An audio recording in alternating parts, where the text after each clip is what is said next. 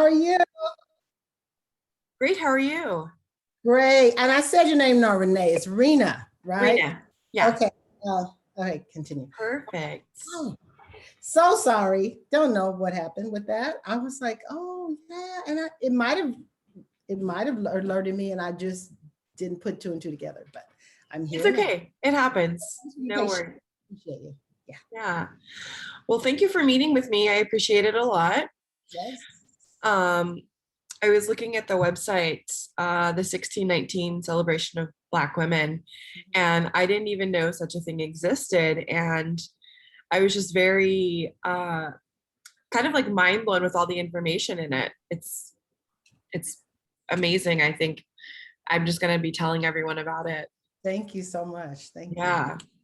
Make So you aware and everybody else aware. That was the purpose of the celebration. Yes. yeah, it's I learned so much. I was going through just the contributions that Black women have made in this country and the sacrifices, like some of the things that they've had to go through. Like I was just like, oh my goodness, Yeah. it's heartbreaking, and absolutely these women need to be celebrated and continued to never be forgotten.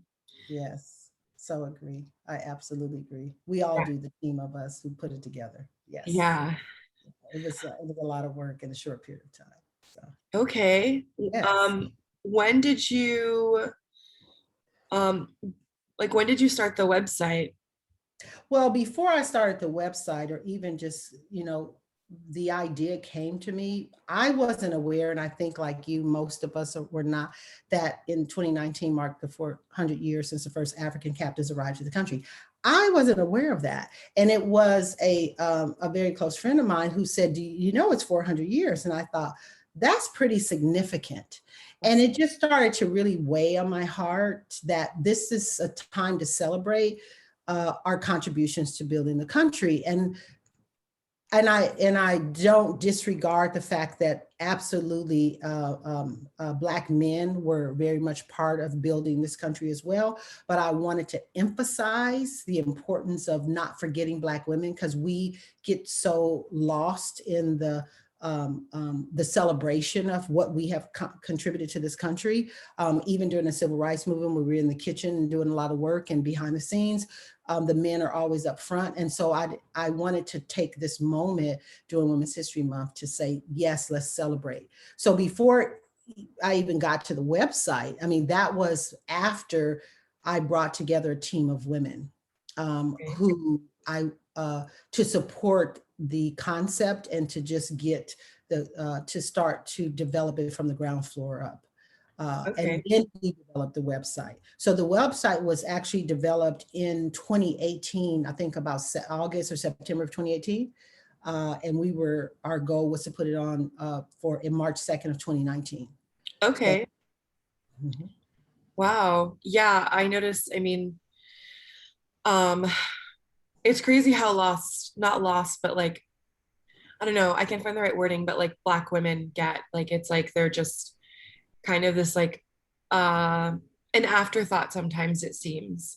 Like even when I was at the protests last year, a lot of the marching and the chanting of the names was the men, when in fact, like I remember finding there was a sign and it had, Breonna Taylor and Sandra Bland. And I remember like I got tears because I'm like, oh, so many of us, so many people have forgotten that these women were also a part of what's going on, and like they need to have their name said as well, just as loudly. So So, and we get our flowers when we're gone, and we want our flowers while we're alive. And right, and I think that's really what you're saying, that right, they were just as much part of the struggle before they died. And now their names are in lights, but prior to that, they were amongst most Black women in history who have been pushed aside and disregarded. Yet we're leading a charge in so many different areas of what has made America what it is today. absolutely, Yes, yes, 100%. yeah. um so I have a couple questions just to kind of, I don't know, just to Mhm. ask you and kind of, Sure. do you, I mean, you kind of touched on it a little bit, but do you remember if there was like a light bulb moment or like an aha moment where you realized that you needed to create the 1619 celebration for Black women? Do you know, Yeah, like, it was that moment, but at the same time, there was a lot of fear in me to do it because I knew what it would take to do it. And I knew once the ball started rolling, I would have to have that weight and responsibility to get it done. And so it took me just to pick up the phone and call the women that are the co-founders to come to the table.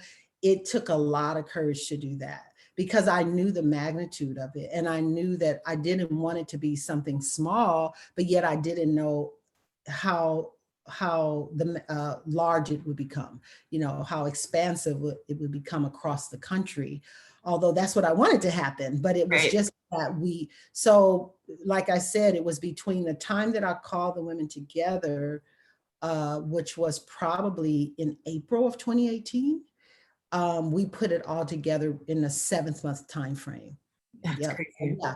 And we were able to reach across the country with so many women who celebrated Black women who didn't know, just like you didn't know, that it was even 400 years. Matter of fact, it was before the 1619 Project ever existed. So most people in the country didn't know, but they were celebrating in Virginia because they always celebrate in Virginia every 100 years or so to celebrate Okay. first. And they're really celebrating really the foundation of the country. And part of that becomes the first African captives who arrived to the country.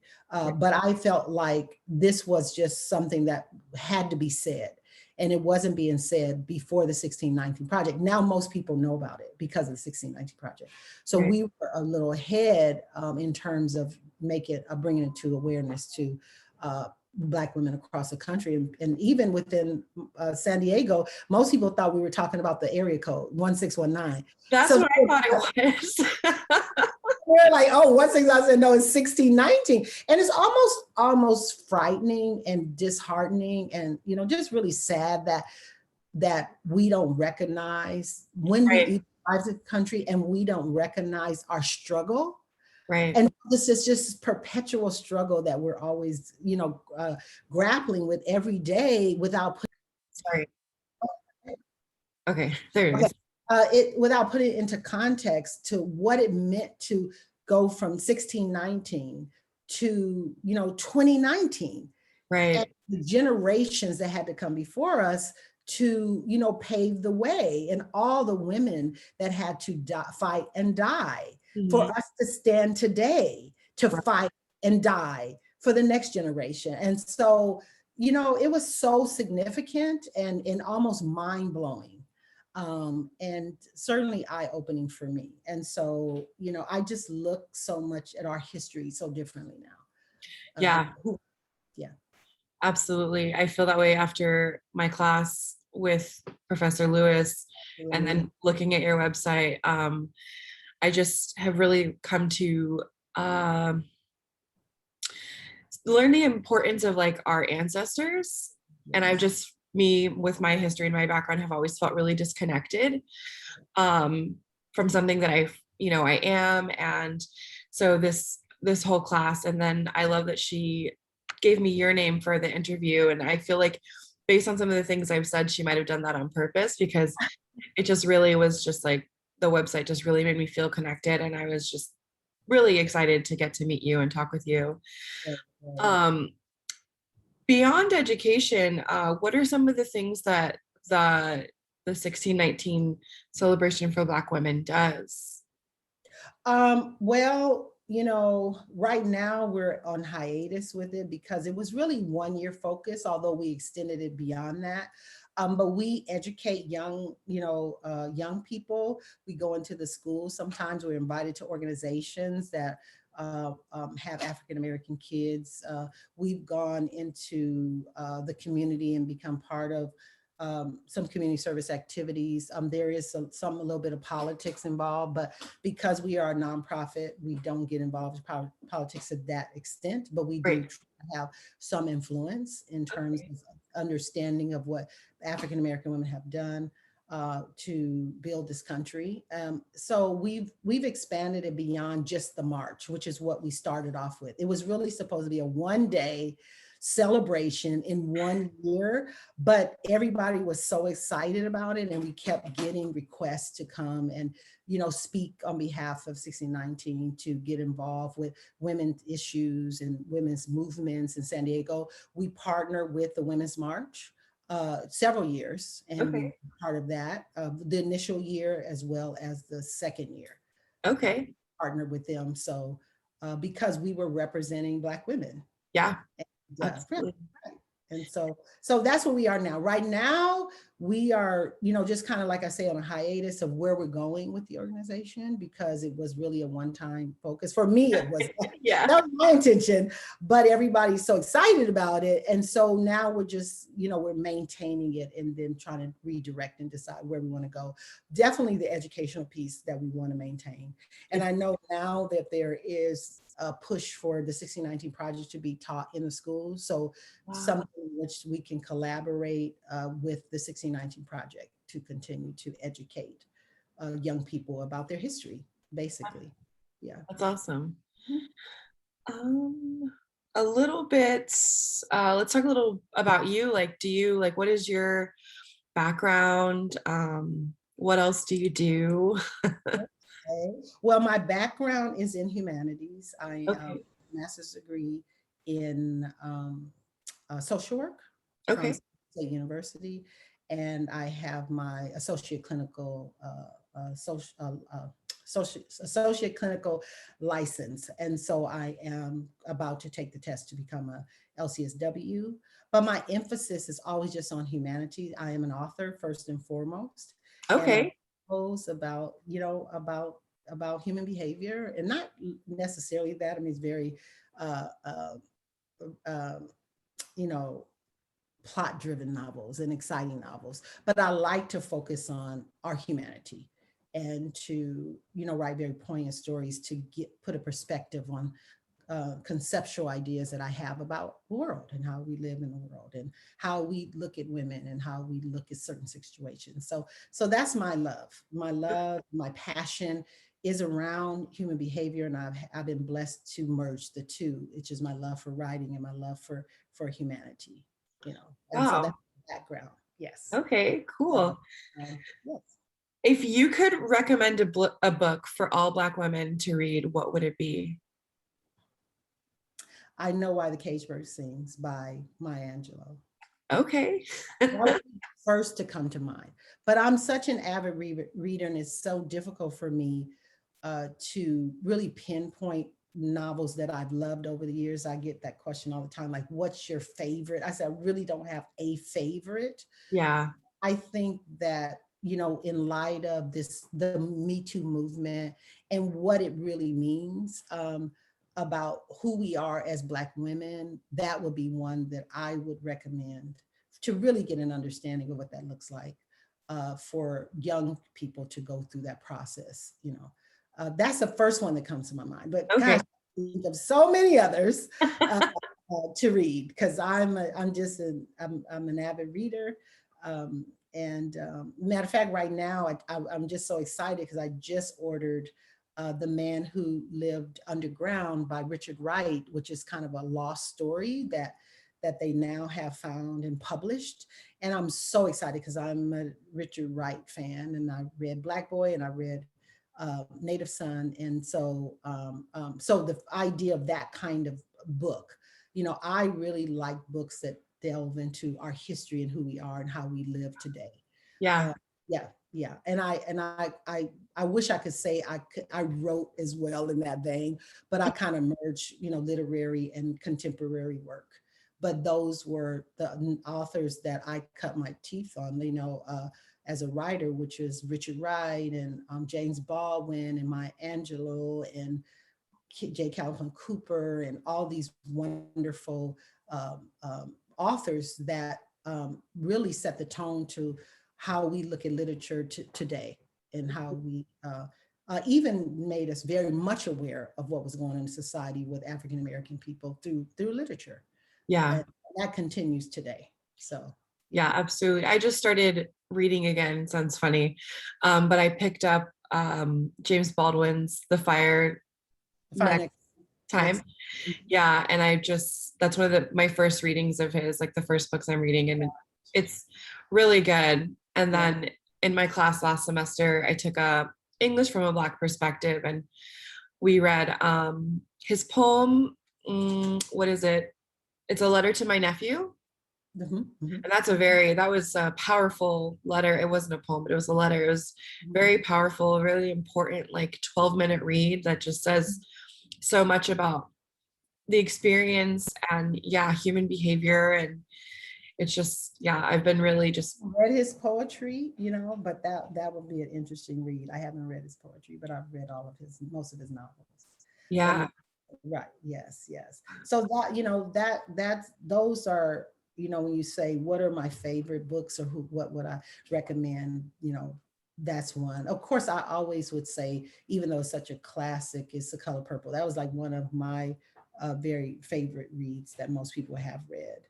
okay. I have not read that. I've seen it, but I have not read it. How to read the book. I read that back in college. So I I mean, will read it. you gotta read it because it takes on another spin and context when you read it. Absolutely. Yeah, that's someone you should read. There's Yeah. so much left out in film. You can't really pack it all in like you Right, can in a book. right. Um, Here's a fun question. What advice would you give your 18-year-old self? Oh no. So Did I freeze? you froze. Did I freeze? You froze to me, so Okay. So you were frozen on my end and I was not frozen on my end. okay. My advice to my 18-year-old self would be, at the time, what I do: pursue your passion. Yeah. Pursue your passion. Passion is light. Passion is energy. And I always say that if you're not receiving energy from the universe, it's being sapped from you. So Wow. many people go through life tired, and I'm like, okay, so what are you doing to regain your energy? Because you have to get passion. It has to be about what you love. That's what life is all about. So if I would have known that, I would have started writing much earlier, and I would have done some things a little differently than I did. But I was kind of fly by the seat of my pants and enjoy life, and kind of deal with life as it came my way. And so that's what I would tell myself: pursue your passion. I tell every young person that. What is it that you love? And if anybody tells me I don't know, I say everybody knows what they love, and Right. everybody, and most of the time we're afraid to say it, because to speak it means to acknowledge it, means to then have to do something about it. And Right.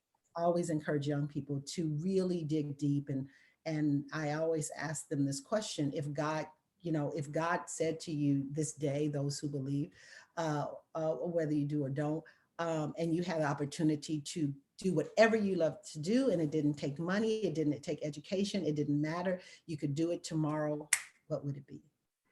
And most people will think of something and they still will not say it, because to reach it, just seems too impossible. Uh, Right. and so that's what I would tell myself, and that's what I would tell you, and that's what I would tell everybody: pursue your passion, because passion is life. I love that. Yeah, Absolutely.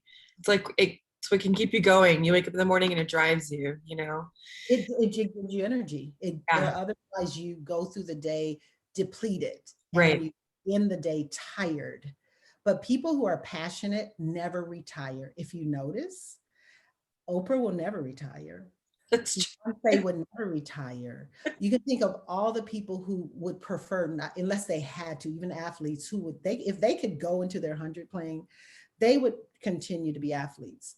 It's just only age gets in the way sometimes for them, and then they do other things that still stay within their passions. right. So if you want to retire from something, it's probably not what you love. Otherwise, you'll do it until the day you die. Yeah, Yeah, that's true. it's life. I could see that. Yeah. Um, let's see. I know you're busy, so maybe let's do one last question. And I think I this is a good one. What do you want your legacy to be?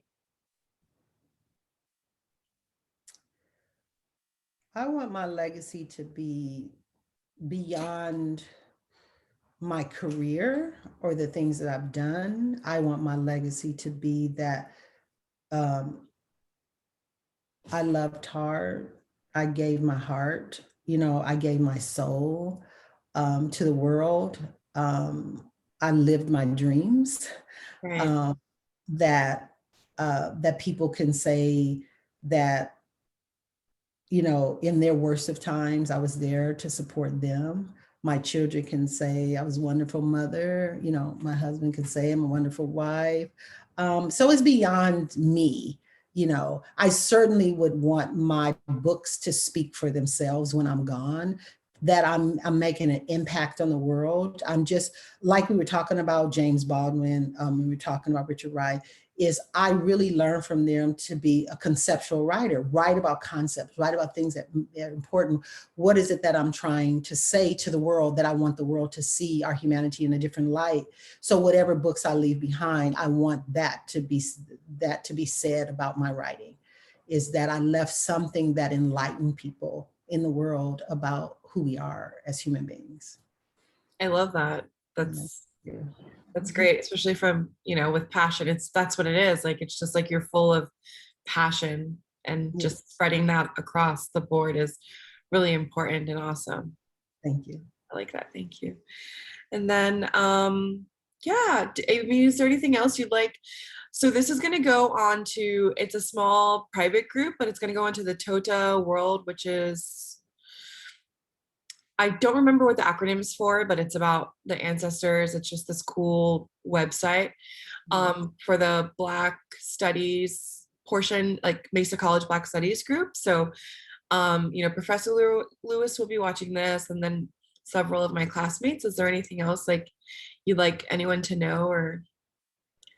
No, I just want, whoever watches this to always remember what it means to be African American or Black in this country, what it took for us to survive what Mhm. I call our own Holocaust in this country, what Wow. it takes for us to continue to survive it every day, what it takes for us as Black women, as Black mothers, um, um, to raise children in this country, and not only raise children today, but to have raised children during slavery, and what that meant, and how much we had to give of ourselves to give up who we are, which is still the remnants of that today, of us giving up ourselves for others, in order to survive. We almost had to disappear within ourselves in order to cope with the devastation of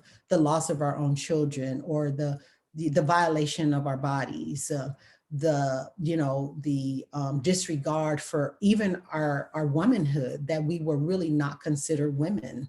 Yeah. uh, we were considered workhorses, and providers, and we continue to do that. We continue to provide, to provide, to provide.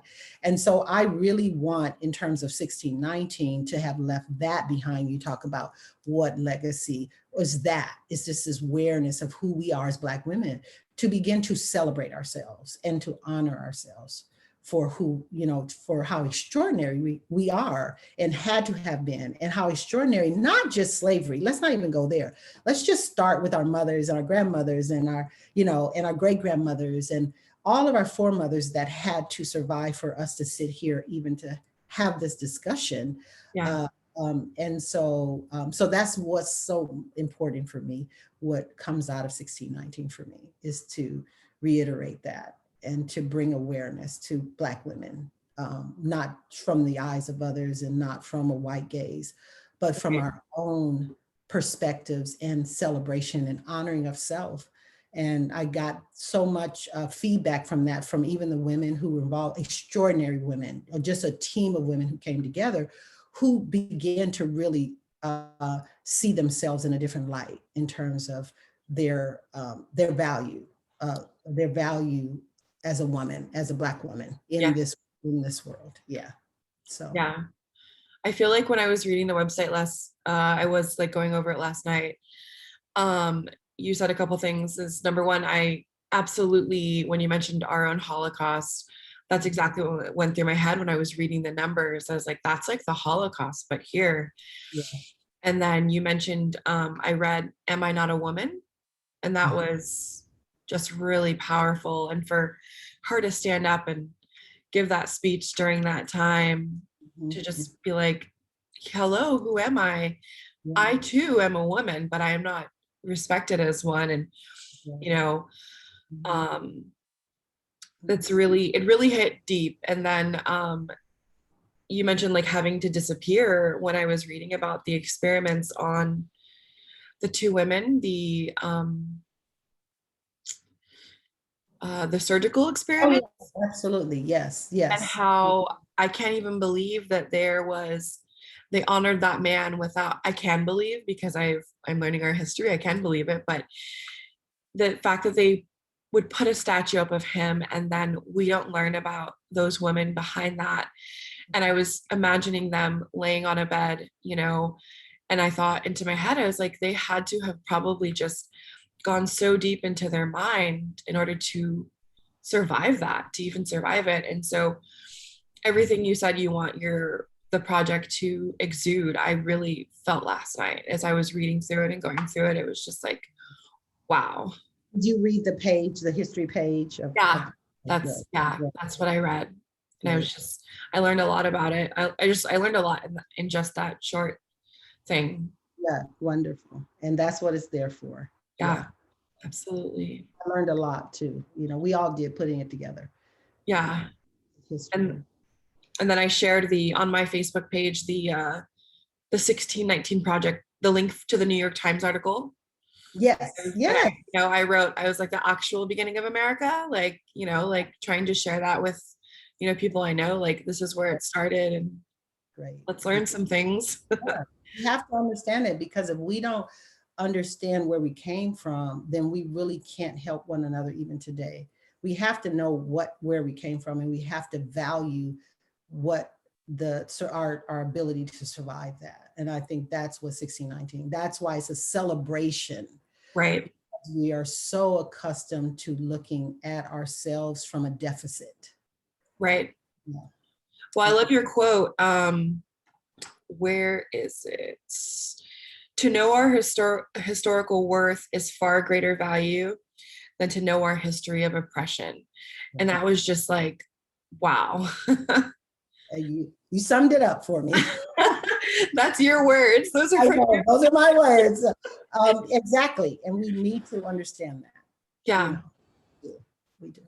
Because we are so often bombarded with so much negative news about who we are as a people. Yep. Yeah. That sums up like just like me in my life just going further. So there's just so much. So yeah. Well, thank you so much, Sheryl. This has been wonderful getting to know you. Do you write under a different name, or is this your? Oh, I write under my name. Sure. Okay, cool. I'm gonna find some books and start reading. And great. yeah. I'm working on my series. I'm on my trilogy. I just finished, the first two are done, and I'm working on trilogy now. Oh, About twins. I'm very excited about this story. And it's one of those conceptual stories that I have a lot to say. okay. So. I will look out for it. I love a good trilogy. I love, just the long stories, something you can really get into and kind of lose yourself, and it doesn't end. You really get to know the characters, and you will lose yourself in the story. Yes, yeah. Cool. Well, I'm excited to, look out for that and then read some of your other works. And I have never read the Maya Angelou book. I know what case we're saying. Absolutely. Yeah. So I'm gonna go and pick that up today at work. Yeah. Hey, you got some books to read. You got some reading to do. I know, and I love it. It's I sit in the sauna and I read, and it's so good. So thank you, Raina, so much for selecting me. And of course, thank you. It was such an honor. You are so blessed to have Starla Lewis. Yeah. Professor Lewis as your instructor. I learned a lot from her too. Yeah, her class was amazing. I want to see what other classes she teaches, because it was so powerful and just really important. So yeah, she's amazing. She is Yes. phenomenal and Absolutely. such a supporter of 1619. So It's good to yes. know. Well, thank you. Thank you, Raina. Yeah, I hope you have a nice weekend and I hope to see you around town or something. So, Absolutely. Or anytime, contact me if you want any more information about 1619 or any information. okay, I will. Thank you. Thank you for having me. Take All right. care. You too. Bye-bye.